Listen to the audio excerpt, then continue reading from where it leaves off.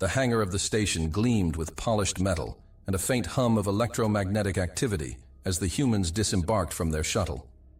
Towering alien structures surrounded them, their curves and sharp edges a stark contrast to the utilitarian design of Earth's vessels. Delegations from dozens of species milled about the sprawling entrance, their colorful garments and vocal exchanges creating a cacophony of languages and gestures. Amid the chaos, the humans stood out, not by appearance, but by their demeanor. Ambassador Arnis Brady led the group, his confident steps reflecting the calm authority expected of Earth's diplomatic front. He was flanked by Captain Mark Northcote, a seasoned space marine whose sharp eyes scanned the surroundings as if memorizing every potential threat. Behind them, Communications Officer Lieutenant Cavan Boucher adjusted his wrist-mounted interface, while Lieutenant Amelia Hartley, the team's engineer, carried a compact toolkit slung over her shoulder. Rounding out the group was Sergeant Tygo Rapace, a weapons specialist with an almost predatory gait, his posture casual, yet intentional. The human's wariness was no accident. Before the delegation's arrival, scattered intelligence reports from exploratory missions near the corporation's border systems, identified as the Orvalice conglomerate, hinted at dubious practices. Whispers of disappeared freighters and suspiciously timed resource disputes had been quietly noted by United Earth's United Defense Command, leaving little doubt that the hosts might have more than trade agreements in mind. "Quite the spectacle," Brady murmured, his voice low but carrying enough weight for the team to hear. "They're trying too hard," Northcote replied, his tone gruff. His gaze flicked toward a group of reptilian aliens adorned in ceremonial armor. Their movements were grandiose, and their voices boomed as they exchanged greetings with a delegation of pale, translucent beings. "Overcompensation usually means they're hiding something." Hartley smirked, but stayed silent, her attention fixed on the handheld device as she scanned for anomalies in the station's energy patterns. The humans were the only delegation moving with deliberate restraint, their silence contrasting with the animated exchanges of the other groups.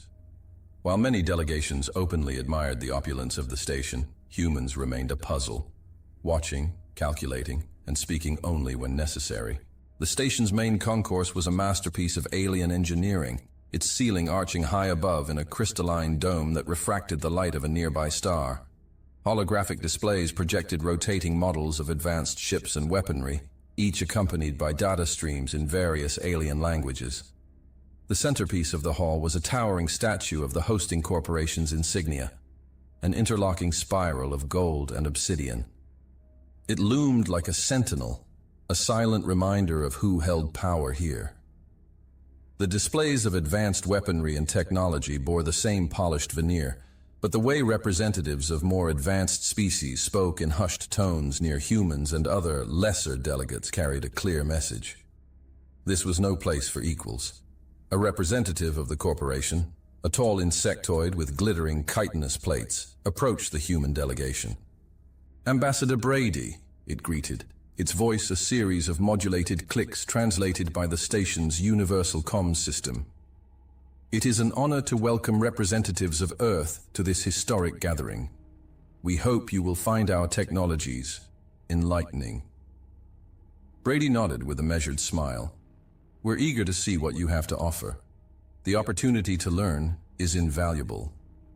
The insectoid's mandibles twitched, perhaps in amusement. "Of course. Your species has much potential to grow."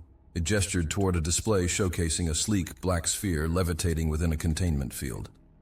"This, for example, is one of our latest advancements in defense technology. Perhaps your team would care to test it." The team exchanged glances, their silent communication clear. Northcote stepped closer to Brady and spoke in a low tone. "This smells like bait, which is why we're going to bite," Brady replied under his breath, his tone calm. "We need to understand their game."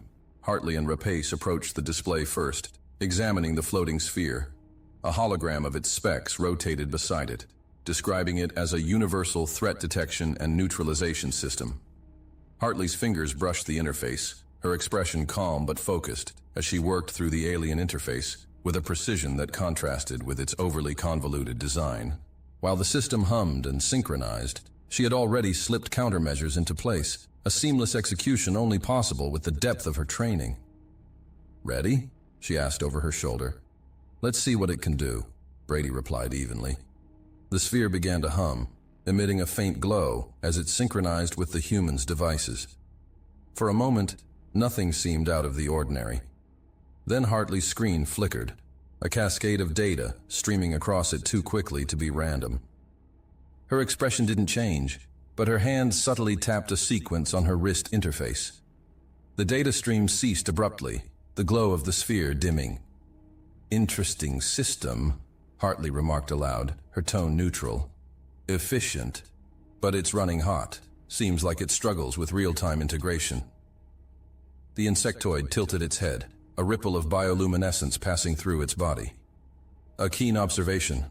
We will note that for future iterations. It didn't seem to notice the human's faintly knowing expressions as it gestured them toward another display. As they moved on, Northcote leaned closer to Hartley. What happened? It tried to dig into our systems, she murmured, her voice sharp with controlled urgency. They weren't just probing. They were scanning for vulnerabilities. I rerouted their protocols to send back junk data before shutting it down completely. Rapace's jaw clenched, and his fingers flexed as if itching to reach for a weapon. Think they know we caught them? No, Hartley replied. Their system didn't even register the block. They probably think it worked. Brady's voice interrupted their quiet exchange. Keep it that way, he instructed. We can't afford to tip our hand. The team continued through the exhibition, their movements slow yet synchronized. Other delegations paid them little attention, too absorbed in the marvels on display or the corporation's promises of unparalleled progress. A group of amphibious creatures chattered excitedly as they tested a plasma rifle, while a towering crystalline alien loudly praised the corporation's goodwill. Fools, Rapace muttered. They're eating it up. Let them, Northcote said coldly. The more noise they make, the easier it is for us to work. As they neared the next display, a member of another delegation, a squat, fur-covered alien with sharp tusks, paused to address them. Humans, it said, its tone dripping with condescension. I didn't expect to see your kind here. You must find all this overwhelming. Brady's smile didn't reach his eyes. We're managing. The alien chuckled, its tusks gleaming. The corporation is truly remarkable, don't you agree? Their generosity in sharing such advancements with species like yours is unprecedented. We're grateful for the opportunity, Brady replied evenly, his voice betraying no emotion. As the alien waddled away, Rapace muttered, Generosity, my ass.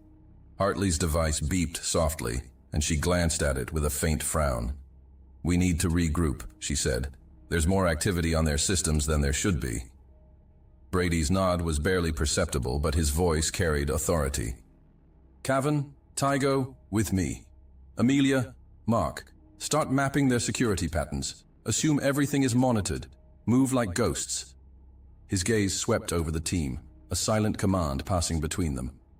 Northcote and Hartley exchanged a brief look of understanding before veering off toward a display of propulsion systems.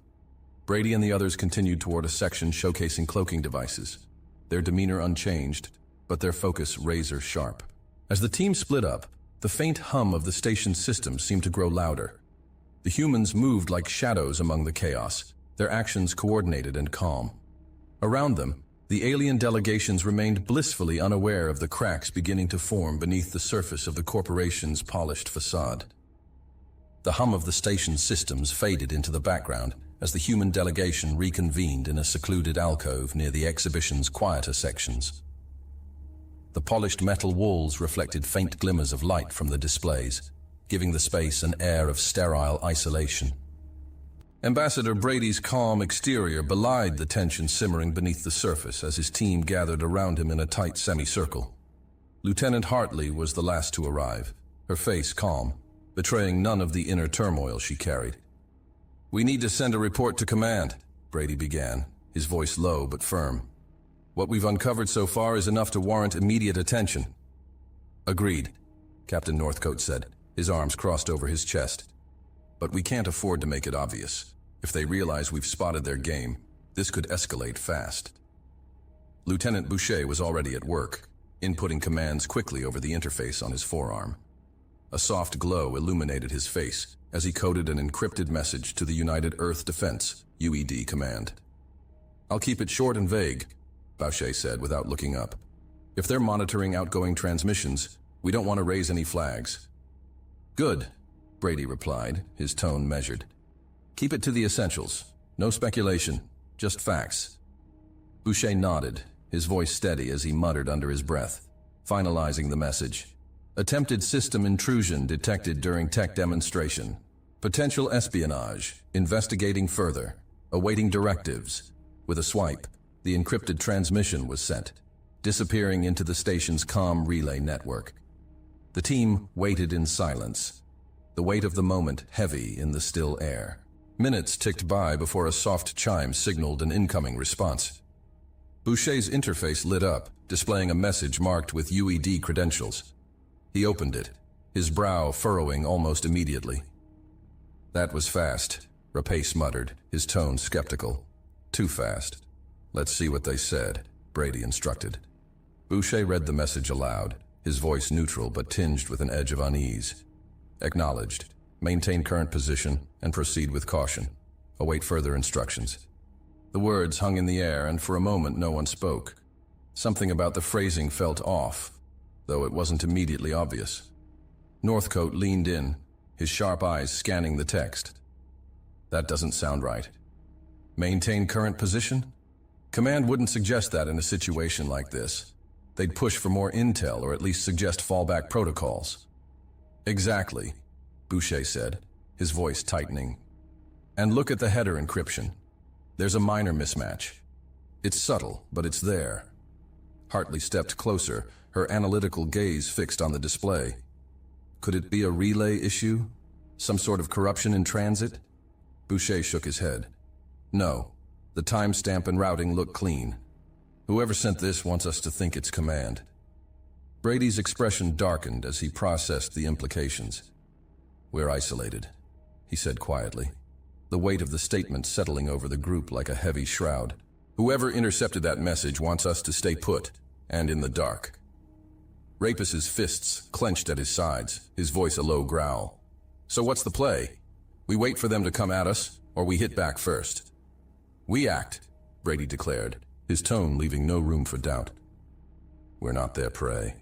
We control the field, and we do it on our terms. If we're going to figure out what's happening here, we need to dig deeper, and do it without drawing attention.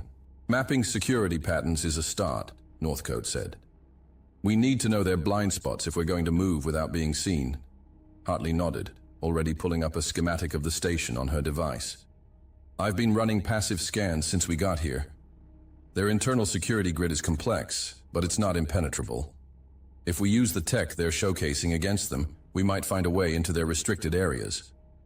"Kavan," Brady said, turning to Hfy, "can you keep monitoring their comm channels? Look for anything that might give us an edge. Routing schedules, patrol rotations, anything."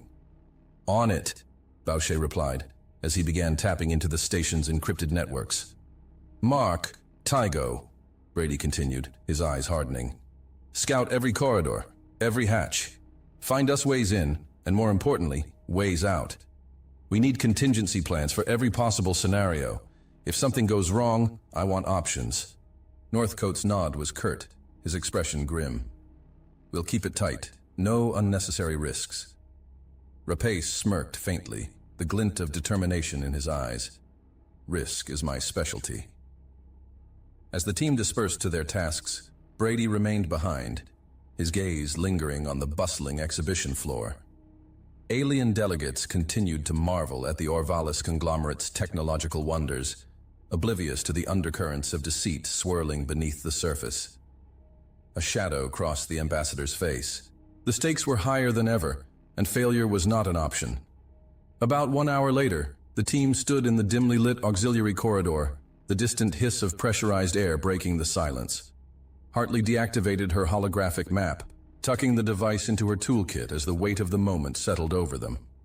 Northcote adjusted the strap of his weapon harness, his sharp eyes darting between the group as he spoke in a low, measured tone. "Amelia, Kevin, you're with me," Northcote said, his voice commanding. Tygo, you stay here with the ambassador. If anything goes sideways, you'll need to keep him alive. Understood, Rapace replied, his usual smirk replaced by a grim resolve. He shifted his stance, subtly adjusting the position of his sidearm. I'll keep the boss breathing. Brady gave Northcote a brief nod, his expression calm but guarded. Make it clean. We can't afford to draw attention. Understood, Northcote replied. We'll move like ghosts. Without another word, the infiltration team slipped away, activating the sleek camouflage systems they had adapted from the exhibition. Their outlines shimmered faintly before blending into the sterile corridor as they moved silently and perfectly synchronized. The trio navigated through sparsely used maintenance corridors, the polished walls casting faint reflections of their movements. Hartley led the way, her wrist device projecting a faint beam of light as she scanned for hidden security measures. They reached the maintenance hatch Hartley had identified earlier. She knelt before it, her toolkit already open as her fingers worked with mechanical precision. The access panel's circuitry is old, she muttered, her voice barely above a whisper. It's using a redundant encryption protocol. Shouldn't take long to bypass. Make it quick, Northcote said, his tone clipped. He and Boucher kept their backs to the wall, eyes scanning the corridor for any sign of movement. Hartley's device emitted a soft chime, and the hatch slid open with a quiet hiss. We're in, she whispered, stepping aside to let the others enter first. Inside, the passage was narrow and dimly lit, the air carrying a faint metallic tang. Pipes and conduits lined the walls, their surfaces damp with condensation. Hartley's map flickered to life on her wrist device, guiding them deeper into the station's restricted lower levels. As they moved, Boucher tapped into the station's internal comms, his interface glowing faintly as he scanned for activity. Patrols are light down here, he murmured. But there's increased chatter near the server hub. They're definitely on edge. Stay sharp, Northcote said, his voice a low growl. If they catch us, we're done. The trio advanced in silence. Hartley paused at intervals to disable motion sensors and reroute power from nearby security nodes, her hands steady despite the growing tension. They reached a junction where the narrow corridor widened into a larger access chamber. Hartley halted abruptly, her hand shooting up in a silent signal for the others to stop. She pointed to a droid stationed near the far wall, its sleek design and glowing optics marking it as a security unit. Standard patrol model, Boucher whispered. Probably tied into their main grid. We can't leave it operational, Northcote said. Suggestions? Hartley studied the droid for a moment before nodding. I can reprogram it, but I'll need a few minutes. Minutes we might not have, Northcote replied, his eyes narrowing. He glanced at Boucher. Cover her. I'll keep watch. Boucher nodded, positioning himself near Hartley as she approached the droid carefully. She opened a compartment on its side, her toolkit producing a slim interface cable that she connected to its core. Keep it steady, Hartley muttered, working swiftly on her device as she bypassed the droid's security protocols. Its failsafe will trigger if I move too fast. Northcote crouched at the chamber's entrance, his weapon drawn and his gaze fixed on the corridor. Every creak of metal and hum of machinery sent a flicker of tension through his muscles. Almost there, Hartley whispered, her voice tight with concentration. The droid emitted a faint whir, its optics flickering as Hartley's commands took hold. A moment later, it stood motionless, its posture no longer threatening. Got it, she said, exhaling softly. It's ours now. What can it do? Northcote asked, stepping back toward the group. Hartley tapped a command into her interface, and the droid's optics glowed faintly. It's linked to the local network. I can use it to disable cameras and unlock doors in this sector. It'll make our next moves a lot easier. Good, Northcote said. Then let's keep moving. The droid followed them silently as they continued toward the server hub. Its presence was a constant reminder of the stakes, its cold mechanical frame a tool that could just as easily become a liability if something went wrong. They reached the entrance to the server hub, a reinforced door flanked by security panels. Hartley knelt before one of the panels, her toolkit once again in hand. This might take a bit longer, she said. The encryption here is more advanced. Work fast, Northcote said, his tone low but firm. He glanced at Boucher. Anything on comms? Nothing yet, Boucher replied, his focus on his interface. But if they're monitoring this area as closely as I think they are, it's only a matter of time before they notice something. Hartley's fingers moved quickly, years of practice evident in her fluid motions. Her brow furrowed in concentration as the droid stood nearby, its optics scanning the corridor for threats. After a tense minute, the door slid open with a muted hiss. Inside, the server hub was a stark contrast to the utilitarian corridors they had traversed. Rows of glowing data cores stretched across the room, their surfaces pulsating with streams of encrypted information. The air was colder here, the hum of machinery louder. Boucher stood to her left, scanning comm channels for any signs of increased activity, while Northcote kept a vigilant watch near the doorway, his hand resting on his sidearm. The droid stood beside him, its optics glowing faintly as it monitored the corridor for threats. Hartley immediately set to work, her device interfacing with one of the data cores. "There's a lot here," she said, her voice tight. "They've been intercepting communications from every delegation. Personal, political, military. Everything." Boucher moved to another terminal and scanned the data streams. "This isn't just espionage, it's blackmail. They've got leverage on everyone." "Get what you can," Northcote instructed. "We don't have time to be thorough." Hartley nodded, diving deeper into the labyrinth of encrypted files.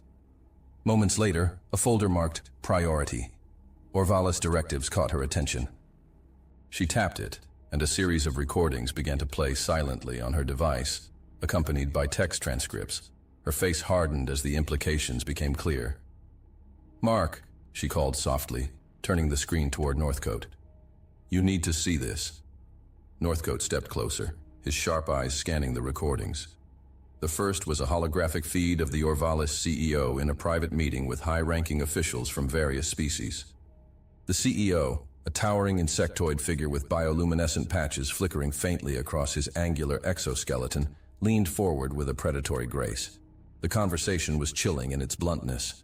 "This fair is a tool," the CEO said, his tone clinical. "The species we've invited here are resources, not equals. Their technological advancement will serve our interests, either as allies in conflict or as pawns in larger games. Subtle manipulation yields results far more sustainable than outright conquest." Another recording followed, showing a heated discussion in which Orvalis executives debated how to exploit specific weaknesses in the delegations present. 1. A wiry, crystalline alien with shifting hues rippling across its surface, suggested withholding vital resources to create dependence. Another, a heavy-set quadrupedal being with a thick-ridged skull and glowing fissures running along its body, proposed blackmailing influential leaders with fabricated scandals.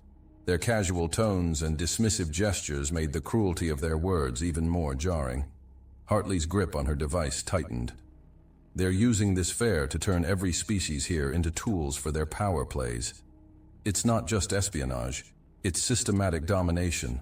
Boucher's face darkened as he scrolled through intercepted communications.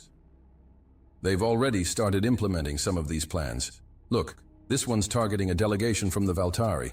They're planting evidence to frame them as hostile aggressors." Northcote's expression hardened, his voice low, edged with urgency. "We're blowing the lid off this. Amelia, can you compile all of this into a single file?" "Already working on it," Hartley replied. "I'll compress the recordings and attach detailed annotations. Once we send this out, every delegation here will know exactly what Orvalis has been doing."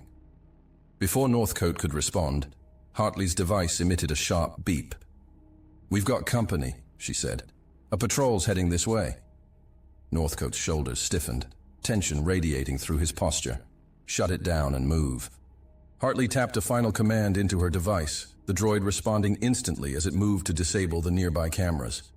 "Done," she said, pulling back from the data core. The team slipped out of the server hub, just as the sound of approaching footsteps echoed down the corridor. The droid followed, its optics glowing faintly as it continued to suppress the security systems in their path. As they disappeared into the shadows of the maintenance corridors, Northcote allowed himself a brief moment of relief. They had what they needed, at least for now. But the game was far from over, and the Orvalis conglomerate would not remain unaware for long. Meanwhile, on the station's main exhibition floor, the Orvalis CEO, Vilos Kryn, stepped onto the stage. his insectoid form catching the light of the massive holographic displays. Delegates from dozens of species turned their attention to the raised platform as the presentation began.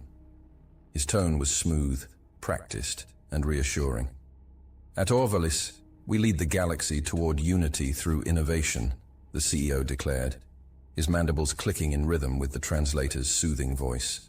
This gathering is a testament to what we can achieve together, a future where technological barriers no longer divide us. Scattered applause echoed through the hall, though some delegates exchanged skeptical glances. In one corner, Brady stood with Rapace, their faces composed as they watched the unfolding spectacle. Brady's eyes were scanning the room for reactions, while Rapace's posture remained casual, his hand resting near his holstered weapon. "This is just a smokescreen," Rapace murmured. "They're buttering everyone up while they pull the strings." "Which is why we need to give them something they can't ignore," Brady replied. "The others need to see the truth with their own eyes." As the Orvalis CEO's voice reverberated across the exhibition floor, carrying promises of unity and progress, the true battle for control unfolded in the shadows. Deep within the station's labyrinthine maintenance corridors, the human team moved with resolve. Their task was no longer just survival. It was exposing the cracks beneath Orvalis's polished facade. The droid stood silently beside Hartley as she worked, its stillness mirroring the tension in the air. The team had regrouped in a dimly lit maintenance corridor, just out of sight of the server hub. Hartley crouched beside the droid, her wrist device synced to its interface. The glow from her screen cast sharp shadows on the walls as she worked. "Now we just need to make sure it gets out," Boucher said, glancing at the droid. "Can it access the station's comm relays from here?" Hartley nodded, while working on her device. "It's linked to the local network. I can override its protocols and broadcast the file to every display on the station." "Do it," Northcote said, his voice low and firm. "We'll cover you, but keep it quick. We're not out of this yet." The droid's optics pulsed faintly as Hartley executed the final command. Its mechanical frame remained eerily still, but inside its circuits, an override protocol activated, linking it fully to the station's comm relays. Streams of encrypted data from Hartley's device flowed seamlessly through the droid's interface. The human team stood in tense silence, each member hyper-aware that their next move would ignite a firestorm. "It's ready," Hartley said, her voice quiet but firm. "Once I push this, there's no going back." Northcote nodded, his gaze hard as steel. "Do it. They need to see everything." Hartley tapped a final command. The file compressed and encrypted for distribution, launched into the station's central broadcast systems. For a heartbeat, the room was silent. Then the droid's optics flared bright, signaling the transfer's completion. On the station's main exhibition floor, the enormous holographic displays shimmered, their glossy advertisements for Orvalis technology suddenly replaced with stark black screens. The murmur of the crowd quieted as the visuals stuttered before resolving into the face of Vilos Kryn, the Orvalis CEO, mid-conversation. His bioluminescent patches glowed faintly, and his tone, captured in the recording, was dripping with disdain. "These species are pawns," Kryn's voice echoed throughout the chamber, amplified by the station's speakers. "They exist to serve our interests, whether they know it or not." A stunned silence fell over the gathered delegates. Eyes widened, mandibles clicked, and tendrils quivered as the crowd collectively held its breath. The recording continued, showing the secret meeting where the CEO and his executives discussed tactics to manipulate and control the various species represented in the room. On stage, Kryn froze mid-sentence, his practiced confidence replaced by visible confusion. The holograms around him continued to play the incriminating footage, one clip bleeding into the next. Delegates across the room began to react, murmurs turning to angry outbursts as the scope of the betrayal became clear. "What is this?" a towering crystalline alien shouted, its hues shifting to an angry red. "Is this a joke?" demanded a reptilian delegate, its claws digging into the table in front of it. The recordings grew worse. Individual delegates flinched as their private communications appeared on nearby displays, showing intercepted messages and compromising footage. The crowd erupted into chaos as the scale of the corporation's surveillance became evident. Brady stood near the edge of the crowd with Rapace, both men watching the unfolding scene. Brady's expression was unreadable. Rapace, in contrast, grinned faintly, his posture casual, his hands resting at his sides with a tension that hinted at readiness for whatever came next. "Well," Rapace said, his voice low, "that hit like a freight train." Brady glanced at him. "It's not over yet." Back on stage, Crin's confusion hardened into fury. He leaned toward a subordinate, his voice low and sharp, but it was obvious the damage had been done. Delegates began to converge near the stage, shouting accusations and demands for explanations. In the server hub, Hartley and Boucher monitored the reactions through a nearby display, the tension in the room visible even through the grainy feed. Northcote stood near the exit, his posture tense as he scanned for approaching threats. "That'll get their attention," Boucher muttered, his tone a mix of satisfaction and unease. Hartley's hand hovered over her device, the files fully embedded in their systems. Even if they try to shut it down, it'll take hours to purge completely. Northcote nodded, his expression grim. "Good. We're moving. This place won't stay quiet for long." On the exhibition floor, Crin raised his voice, his mandibles clicking audibly as he tried to regain control. "This is a fabrication," he declared, his tone sharp and commanding. "An attack on Orvalis by those who seek to undermine our progress. I assure you." The crowd's reaction cut him off. Angry shouts rose, their voices growing louder with each passing moment. Delegates turned on one another, old rivalries bubbling to the surface as accusations flew. A smaller delegation from a fringe system demanded answers about why their private negotiations had been exposed, while others screamed for the CEO's resignation. Crin's gaze snapped to a subordinate, his bioluminescent patches pulsing rapidly. "End this," he hissed. "Now!" The subordinate nodded, retreating into the shadows to relay the order. Moments later, the station's lights dimmed, and a shrill alarm echoed through the halls. Delegates froze mid-argument, their heads snapping toward the sound. The air grew thick with tension, the kind that precedes violence. The room froze for a heartbeat as the first droids stepped forward, their mechanical limbs moving with predatory efficiency. Then, chaos erupted. Delegates scattered in every direction, some screaming, others shoving past one another in desperate attempts to flee. The air filled with the sharp whir of servos and the ominous hum of charged weapons. A crystalline alien stumbled as a droid lunged toward it, metallic hands grabbing its arm with unrelenting force. Another delegate, a reptilian creature, hissed in defiance, only to be struck down by a droid's concussive blast, its body crumpling against the polished floor. The cold precision of the machines left no room for mercy. From the edges of the room, Brady and Rapace watched the pandemonium unfold. Rapace's jaw clenched as he saw a small delegation being cornered near the exit, their panic evident. "This isn't just a sweep," he muttered, his voice low. "They're hunting." "We need to regroup," Brady said, his tone firm despite the chaos around them. "If we don't hold the line, this whole place falls apart." Around them, the droids moved relentlessly, their glowing optics scanning the crowd for signs of resistance. The fair had become a battlefield, and the humans knew they were now the primary targets. On stage, a subordinate rushed to Crin's side, his expression panicked. "Sir," he said quickly, "we've managed to re-establish some of the security cameras in the lower sectors. The humans—" He hesitated, swallowing hard. "They're the ones who disabled them. They've been inside our systems." Crin's bioluminescent patches flared brightly with rage. "Find them," he growled. "I want them eliminated immediately." The station's alarms blared, echoing through the narrow corridors as Northcote led Hartley and Boucher deeper into the maintenance pathways. Behind them, the reprogrammed droid followed silently, its optics scanning for threats. "They're funneling us," Hartley muttered, her eyes flicking to her wrist interface. "They've rerouted security protocols to block most of the exits. We'll need to go through the lower sectors to reach the secondary control hub." Boucher's voice was low but urgent. "That puts us closer to their main patrol routes. They're tightening the noose." Northcote slowed his pace, his sharp gaze moving between the paths ahead.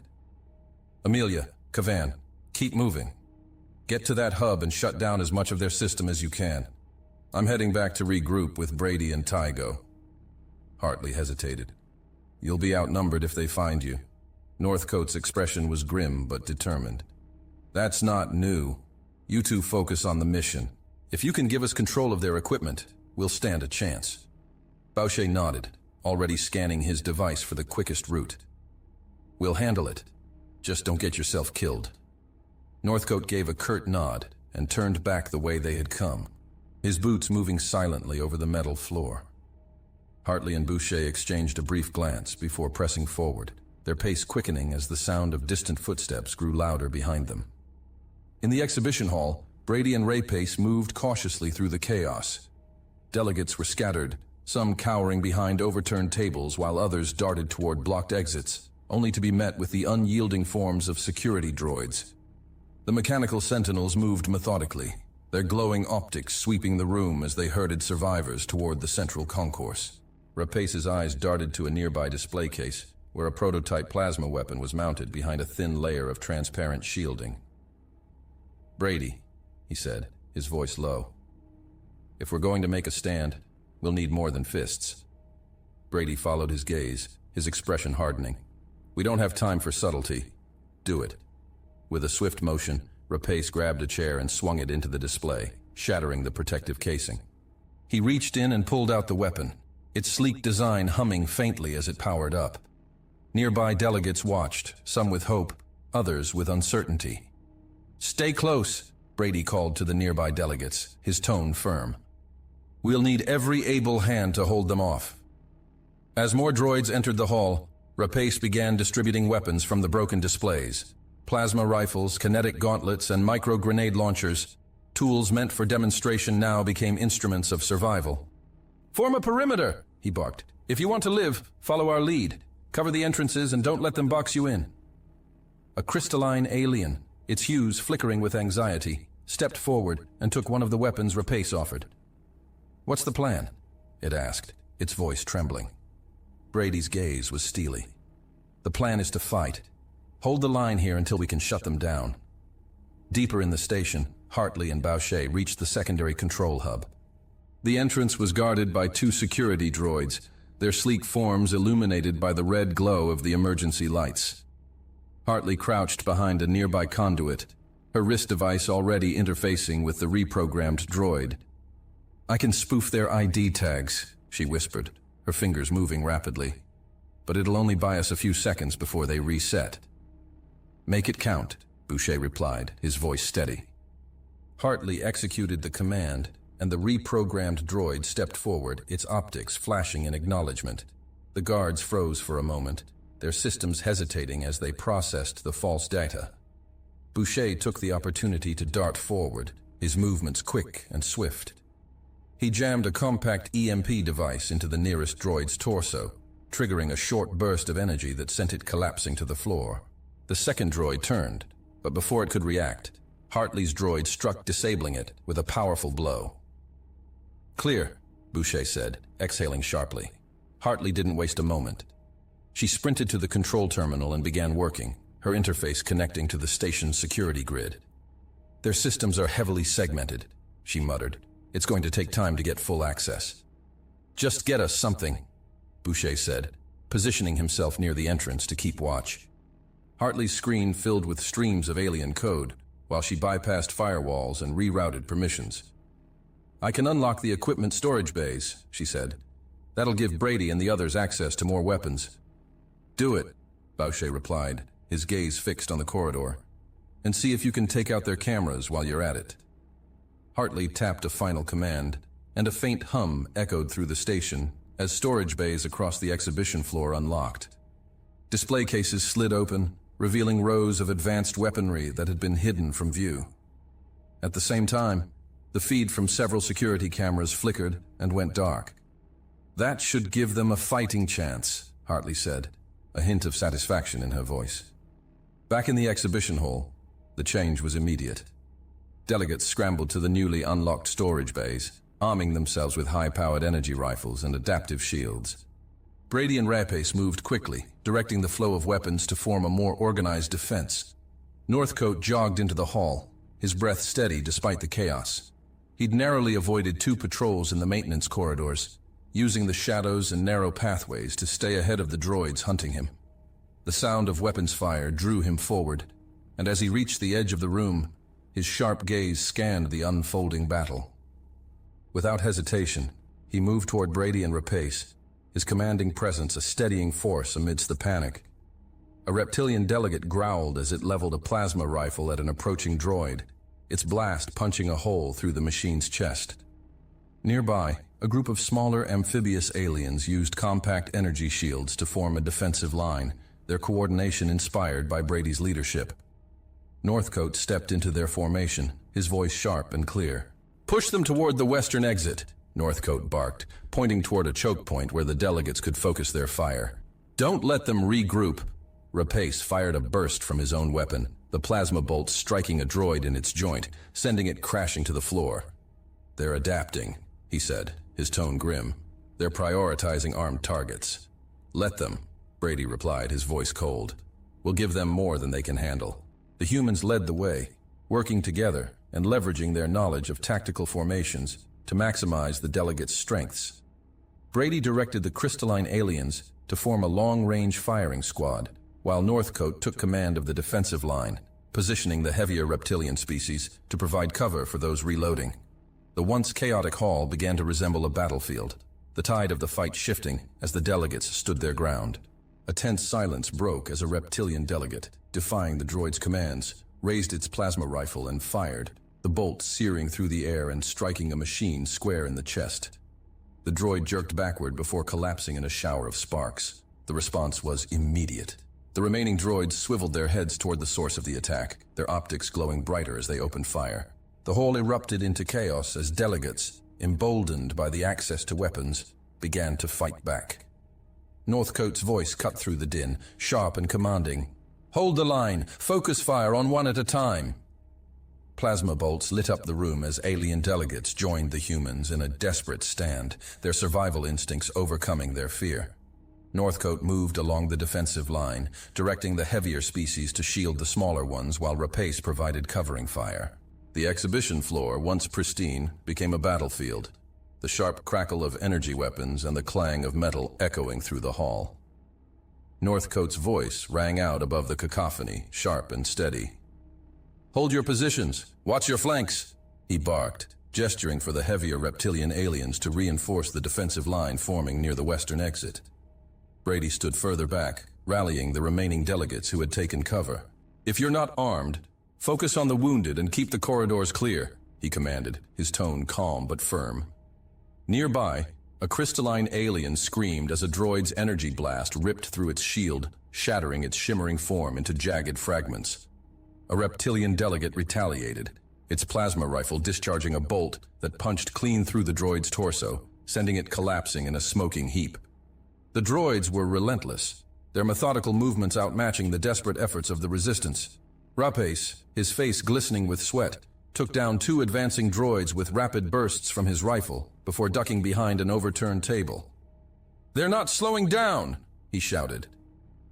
"They don't need to," Northcote growled, leveling his rifle and firing a precise shot into the optic array of a droid that had pushed too close. "They'll grind us down unless we finish this." At the secondary control hub, Hartley worked feverishly to bypass the final layer of security blocking the station's secondary systems. Her wrist device flashed a warning, and she cursed under her breath. "Problems?" Boucher asked from the entrance, where he was leaning around the corner, watching for incoming patrols. "They've locked out the grid's primary override," Hartley muttered.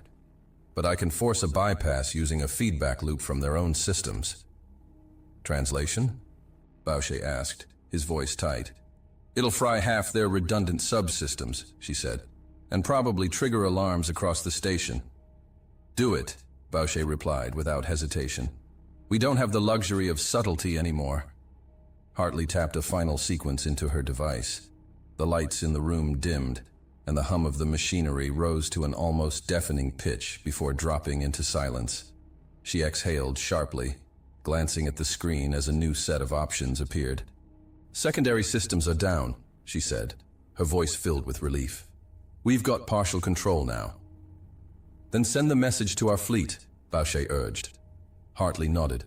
A new channel opened, broadcasting a secure signal to a nearby UED fleet stationed just beyond the system's outer edge. Emergency priority, Hartley said into the comm.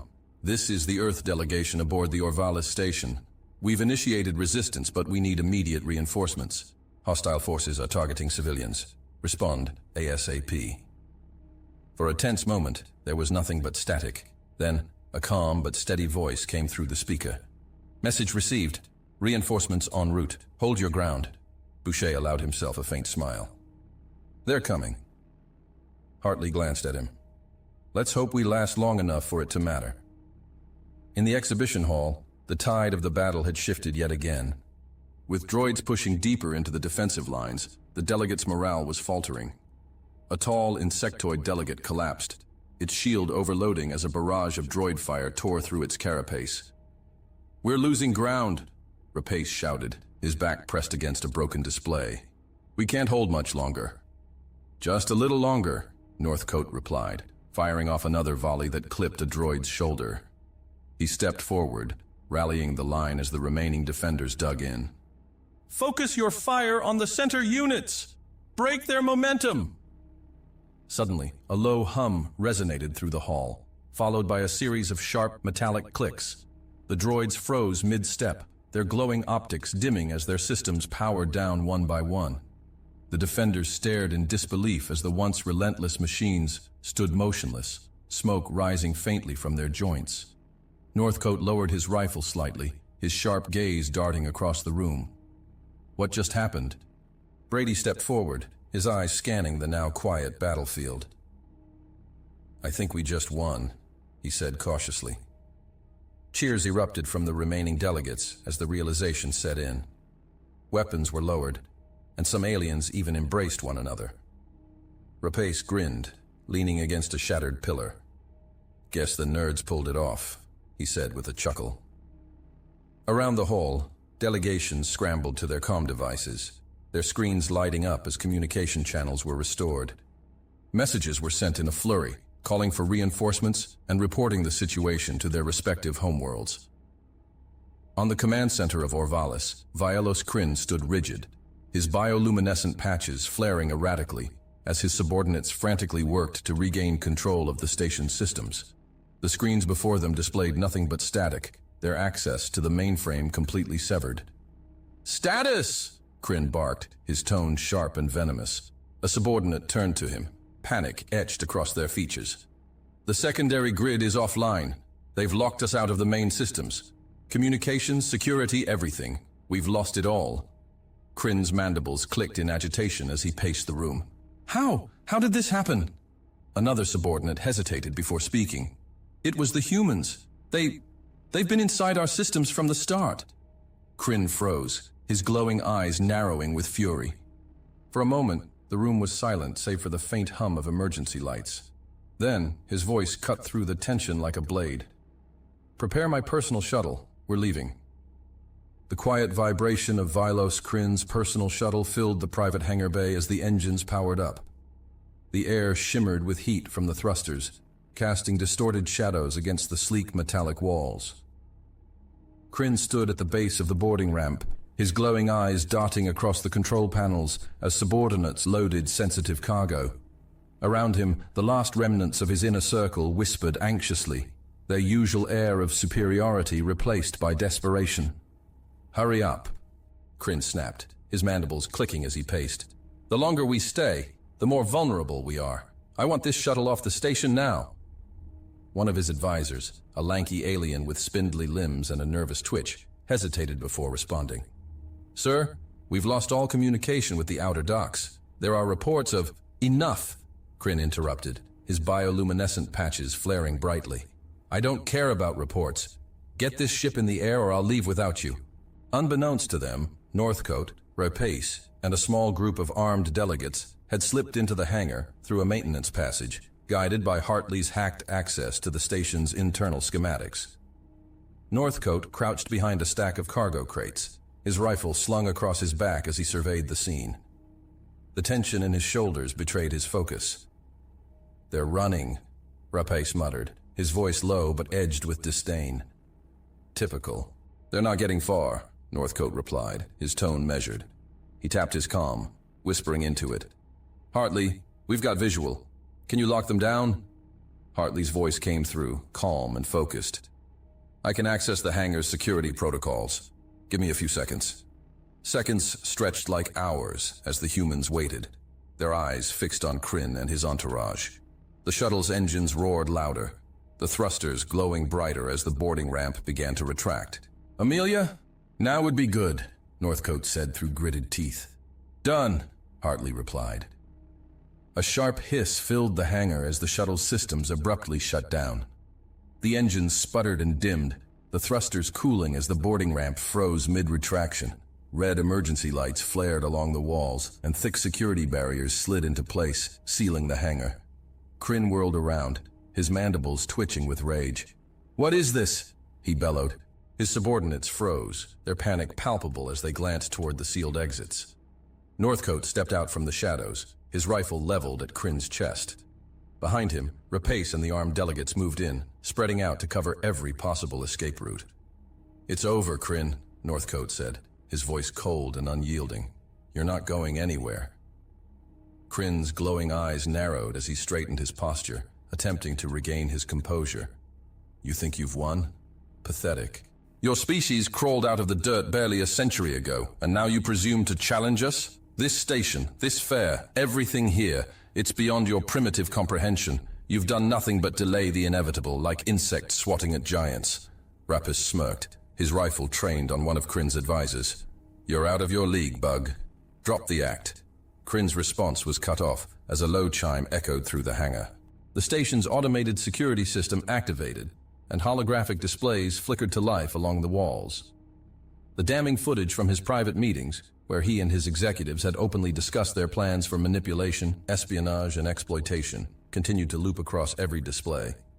But it didn't stop there. The humans had tied the station's comm relays into the broadcast, sending the incriminating footage not just throughout the station, but across the galaxy.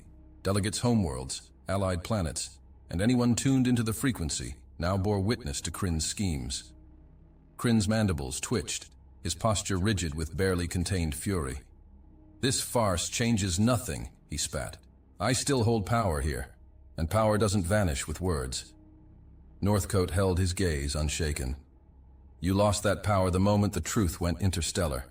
Outside the station, the void of space lit up with flashes of energy as reinforcements from the UED fleet emerged from warp. Their sleek hulls, marked with the insignia of Earth, moved fiercely, flanked by the vessels of allied delegations answering the call for unity.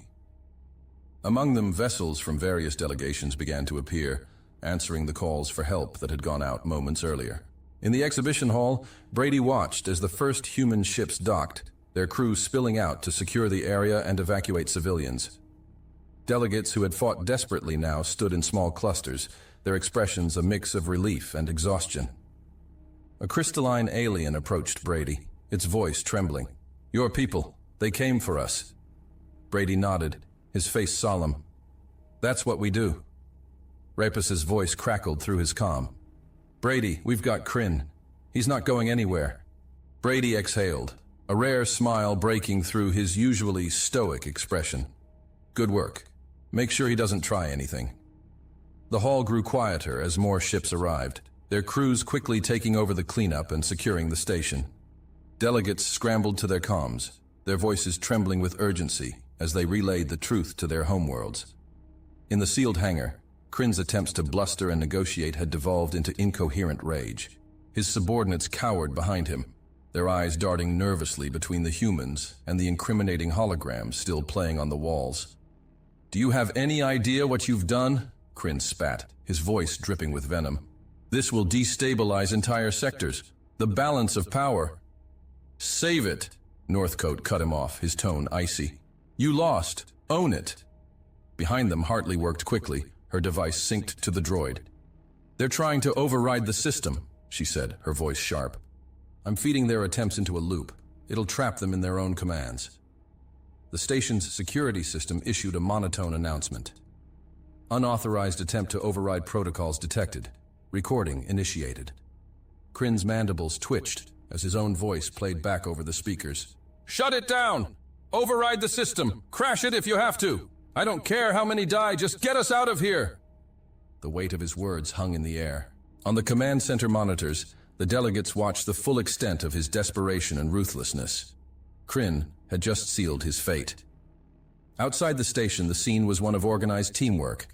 The UED fleet, working alongside Allied ships, began securing the Orvalis vessels and taking control of the station's systems. Northcote, Brady, Rapace, Hartley, and Boucher had done more than expose Orvalis. They had ignited a fire of unity among species, once thought incapable of cooperation. Within the station, Kryn and his executives were marched out of the hangar under heavy guard, their heads low as the assembled delegates watched in silence. As the last of the UED ships docked, Brady stood at the edge of the exhibition hall, watching as the once mighty corporation crumbled under the weight of its own arrogance. Above, the station's shattered holograms flickered one last time before shutting off entirely, the Orvalis logo disappearing into darkness. Hey there again. I'm glad you've come so far. Hope you enjoyed the video. Remember to hit the like button and the subscribe button. This is really important to the channel. Really important. And I have one more thing for you. I've chosen another video for you to watch. Just click the card here, or here if you want the whole playlist. See you there.